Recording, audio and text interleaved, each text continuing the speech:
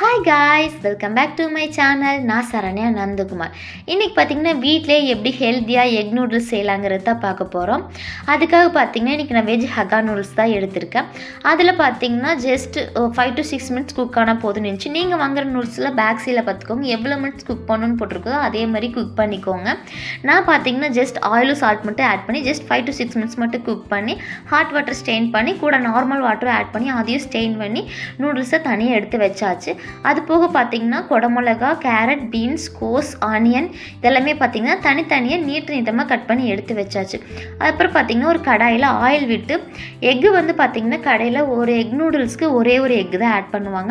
நம்ம வீட்டில் செய்யறதுனால கொஞ்சம் ஹெல்த்தியாக இருக்குங்கிறதுனால பார்த்திங்கன்னா நான் வந்து இன்றைக்கி 8 முட்டை ஆட் பண்ணிக்கிறேன். உங்களுக்கு இவ்வளோ வேணான்னு தோணுச்சுன்னா இதை விட இன்னும் கொஞ்சம் கூட கம்மி பண்ணிக்கலாம். அந்த எக்கு கூட பார்த்திங்கன்னா சால்ட்டு பெப்பர் மட்டும் போட்டு தான் நான் வறுத்து எடுத்து வச்சுருக்கேன். அதே கடாயில் பார்த்திங்கன்னா ஆயில் போட்டு ஆனியன் போட்டு அந்த ஆனியன் கூட சால்ட்டு போட்டு லைட்டாக மட்டும் வணங்கிக்கலாம். ரொம்ப வணங்கணுங்கிறது இல்லை. அது கூட பார்த்திங்கன்னா இஞ்சி பூண்டு பேஸ்ட்டு மட்டும் போட்டு இஞ்சி பூண்டு பேஸ்ட்டு வந்து போட்டதுக்கப்புறம் பார்த்திங்கன்னா அதோட பச்சை வாசனை போகிற வரைக்கும் மட்டும் வணக்கிக்கலாம்.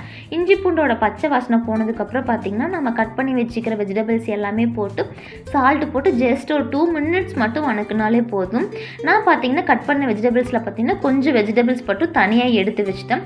அதை பார்த்திங்கன்னா லாஸ்ட்டாக மேலே ஆப்பில் தூவி விட்டுக்கலாங்கிறதுக்காக இப்போ நம்ம போட்ட வெஜிடபிள்ஸ் கூட ஜஸ்ட் சால்ட் மட்டும் ஆட் பண்ணி ஜஸ்ட் ஒரு 1 to 2 மினிட்ஸ் மட்டும் மிக்ஸ் பண்ணாலே போதும். அது நல்லா சுருண்டு வந்துடும். நம்ம ஜஸ்ட் ஒரு 70 to 80% மட்டும் குக் ஆன போது ரொம்ப குக் ஆகிடுச்சுனாலும் ரொம்ப சாஃப்ட் ஆகிடுச்சுன்னு நல்லா இருக்காது. ஜஸ்ட் அது லைட்டாக குக் ஆனதுக்கப்புறம் பார்த்திங்கன்னா டொமேட்டோ சாஸ் வந்து 2 டேபிள் ஸ்பூனும், சோயா சாஸ் வந்து 1 டேபிள் ஸ்பூனும், சில்லி சாஸ் பார்த்திங்கன்னா 2 டேபிள் ஸ்பூனும் ஆட் பண்ணிக்கிறேன். இது வந்து ஸ்பைஸ்னஸ் வந்து கொஞ்சம் கம்மியாக தான் இருக்கும். நான் எக்ஸ்ட்ரா ஃப்ளேவருக்காக சிக்கன் மசாலா ஆட் பண்ணிக்கிறேன். உங்களுக்கு இந்த ஃப்ளேவர் பிடிக்குன்னா ஆட் பண்ணிக்கோங்க, பிடிக்கலினா ஸ்கிப் பண்ணிக்கலாம். இது லைட்டாக மிக்ஸ் பண்ண போது ரொம்ப நேரம் சாஸ் ஊற்றிட்டு ரொம்ப நேரம் மிக்ஸ் பண்ணுங்கிறது இல்லை. அதுக்கப்புறம் பார்த்திங்கன்னா நம்ம குக் பண்ணி வச்சுருந்த நூடுல்ஸும் சால்ட்டும் போட்டு ஒரு மிக்ஸ் கொடுத்து நம்ம ஃப்ரை பண்ணி வச்சுருந்த எக்கும் ஆட் பண்ணிக்கலாம். ஆட் பண்ணிவிட்டு பார்த்திங்கன்னா நம்ம லாஸ்ட்டாக எக்ஸ்ட்ரா எடுத்து வச்சுருந்த வெஜிடபிள்ஸும் போட்டு ஜஸ்ட் ஒரே ஒரு மிக்ஸ் கொடுத்தா போதும்.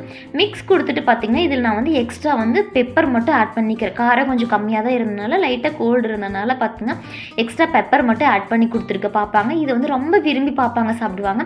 நான் காளான் நூடுல்ஸ் எல்லாமே வீட்லேயே செஞ்சு கொடுப்பேன். இதே மாதிரி உங்கள் குழந்தைகளுக்கும் நீங்கள் வீட்லேயே செஞ்சு கொடுத்து எப்படி இருந்துச்சுங்கிறத கமெண்ட் பண்ணுங்கள். தேங்க்ஸ் ஃபார் வாட்சிங். ப்ளீஸ்